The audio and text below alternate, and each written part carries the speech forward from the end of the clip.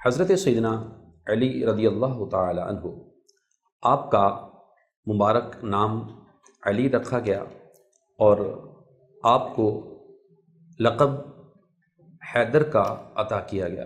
آپ رضی اللہ تعالیٰ عنہ کے والد کا نام عبد مناف اور ابو طالب کے نام سے آپ مشہور تھے۔ حضرت علی رضی اللہ تعالیٰ عنہ کو کنیت ابو الحسن، ابو تراب اور جبکہ آپ کا لقب حیدر قرار ہے کہ حضرت علی جب پیدا ہوئے تو اس وقت رسول عربی صلی اللہ علیہ وسلم نے آپ کا نام علی رکھا تھا۔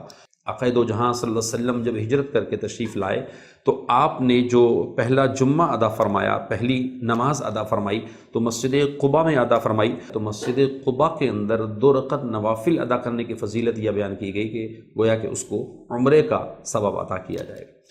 پوری ویڈیو دیکھنے کے لیے ابھی ہمارے یوٹیوب چینل پر وزٹ کریں، چینل کو سبسکرائب کریں اور بیل آئیکن پر کلک کریں تاکہ ہر نئی ویڈیو کا نوٹیفیکیشن آپ تک پہنچتا رہے۔